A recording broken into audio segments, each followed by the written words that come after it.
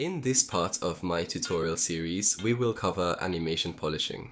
We'll focus on the technical side of polishing, like cleaning motion curves, stabilizing holds, fixing microjitter, and improving post-transitions. This tutorial works very well paired up with various motion capture workflows. The first step of cleaning an animation is making sure it begins close to the reference pose or idle position.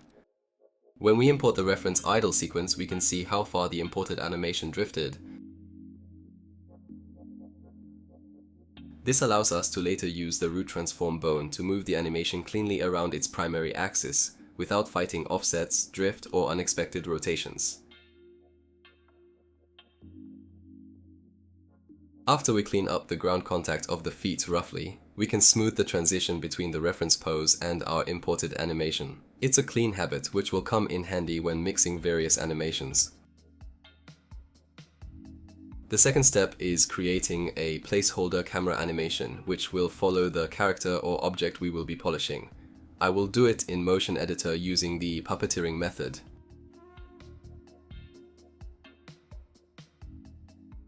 If the motion editor stops recording movement, it means that in the channelTrackGroup, the editor channel isn't matching the length of the clip. For safety, extend all of them past the end of the clip.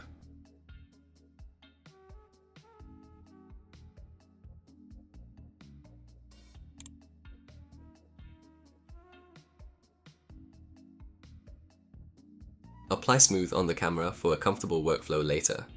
A little bonus tip. If you lock the ViewTarget bone for a character's eyes to their head, you can spend your time polishing the motion with their eyes not drifting around the scene randomly.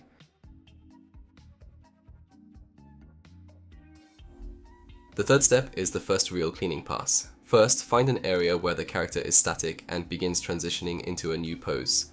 Mark it like this. The flat part of the tween is where the character is more static. The transition part of the tween is where the character is beginning to move. Use the in slider to control how the motion begins. Push the in slider to make the ending transition more abrupt, the stillness period more stable and truly still.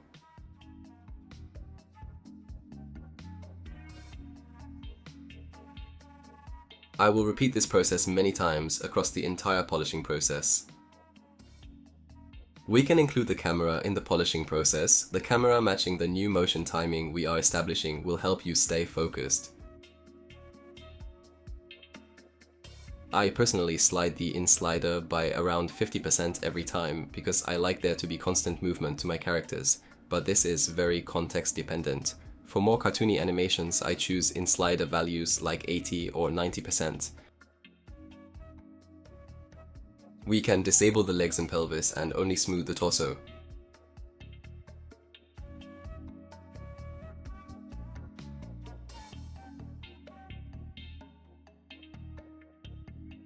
After doing this over our entire animation, we will get a decent background animation with smooth in-betweens. The fourth step of the cleaning process is redoing our strong poses. The in slider, out slider, and smooth slider will certainly do for now, but in a more controlled context. Change the position of your character in the still area of the motion tween.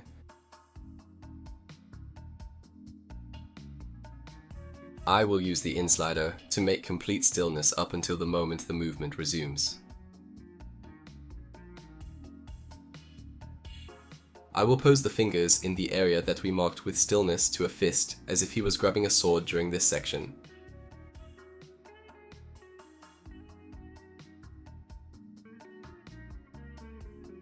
I will add a two-sided motion tween to make him open the palm of his hand for a few frames before he transitions to stillness, which we assigned a sword-holding pose.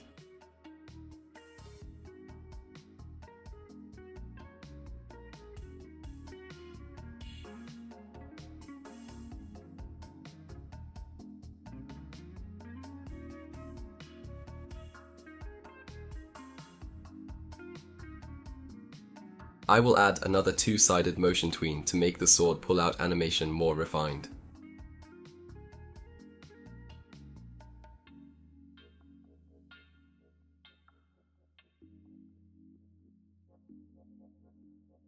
The fifth step of the cleaning process is working with prop lock transforms. I locked the root transform of the sword to Scout's spine bone, and now we'll lock the weapon bone to Scout's right hand.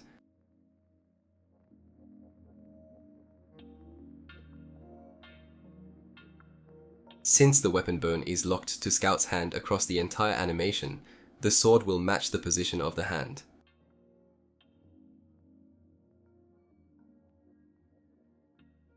However, since the root transform of the sword is locked to Scout's spine bone, if we unlock the weapon bone and remove all the weapon bone motion editor data from before Scout grabs it, we will get the desired result.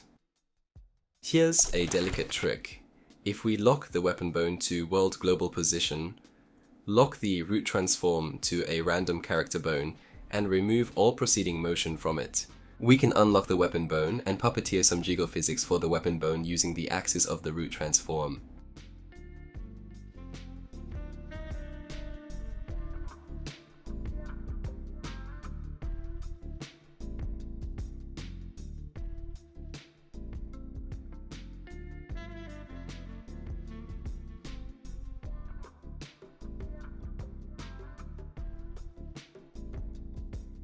When working with bone locks, be careful, because applying rigs onto our model can break certain parts of the animation, especially the elbows and knees. That's why whenever I apply a rig, I duplicate all the characters and props I'm working with, to later have full access to the parts of the animation that may get disturbed by the rig. Now I can comfortably apply stillness on the left hand as it's supporting the right hand in holding the sword.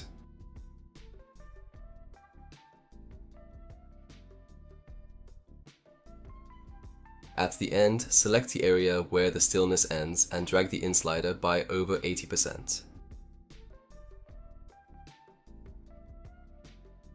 Some additional polishing will be necessary even if we made good strong poses. As long as we are working on IK rigs, also known as inverse kinematic rigs, locking the feet and hands to static props, other joints or non-static props is very simple.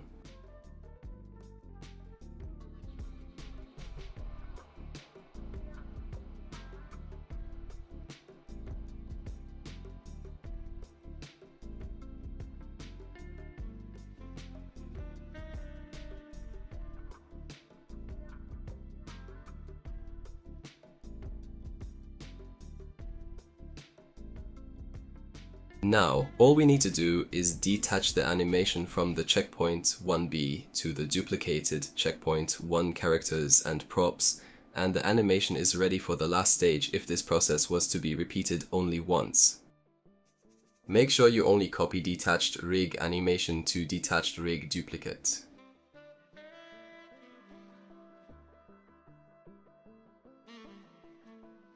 Select the animation we worked on from checkpoint 1B and paste it to the matching prop or character.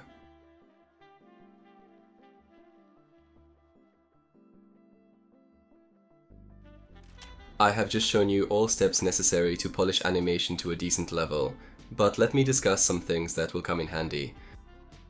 If you create an animation of the character slightly opening their hand and offset each finger by 1 or 2 frames, you can create a nice adjusting in hand prop animation.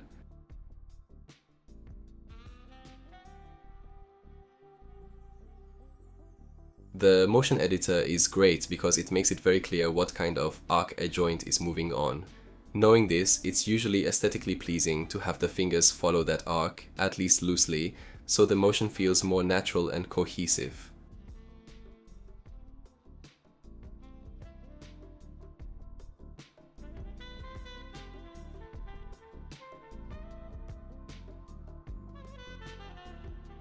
You should reuse overlap animations and not build them from scratch every time.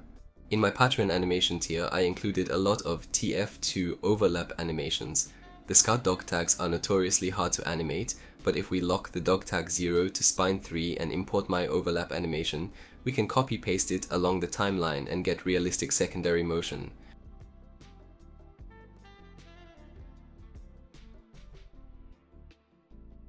If we want the character to look at certain things, we can lock the eye's view target bone to a prop and slide the 0 slider on certain sections to lock the character's gaze upon the prop.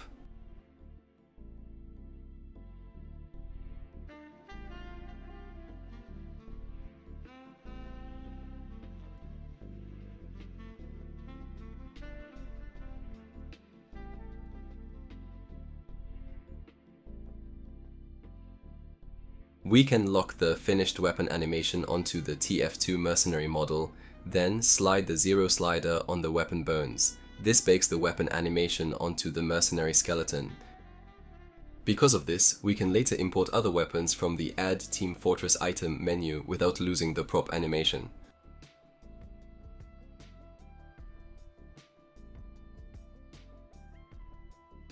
I always finish my character animations by importing face animations from my animation library, available on Patreon/HoovyTube.